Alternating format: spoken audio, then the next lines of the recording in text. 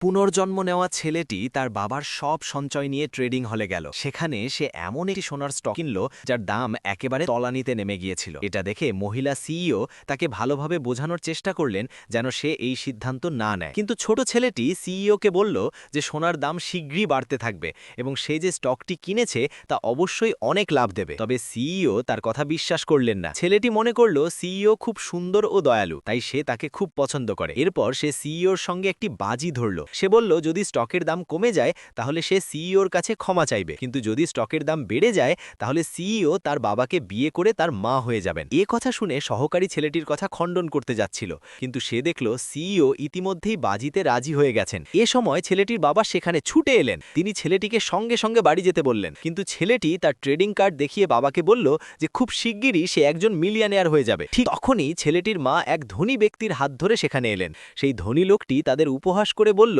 যে রাতারাতি ধনী হওয়ার স্বপ্ন দেখা শুধু কল্পনা মাত্র। বাবা ছেলেটিকে বাড়ি নিয়ে যেতে চাইলেন, কিন্তু সে যেতে রাজি হলো না। এটা দেখে মহিলাটি ভাবল তার সাবেক স্বামী শেষ ফলাফলের মুখোমুখি হতে ভয় পাচ্ছে এবং সবার সামনে তাকে উপহাস করল। এই মুহূর্তে লোকটি খুব রেগে গেল। নিজের সম্মান বাঁচাতে সে ছেলের কথাই বিশ্বাস করার সিদ্ধান্ত নিল। তারপর মাত্র 3 মিনিট বাকি থাকতে ট্রেডিং হল থেকে ঘোষণা করা হলো যে ছেলেটি যে স্টকটি কিনেছিল তার দাম হঠাৎ করে আকাশ ছোঁয়া হয়ে গেছে। এই খবর শুনে সেখানে উপস্থিত সবাই অবাক হয়ে গেল। তারা কখনোই ভাবেনি যে ছোট ছেলেটির ভবিষ্যৎবাণী সত্যি হয়ে যাবে।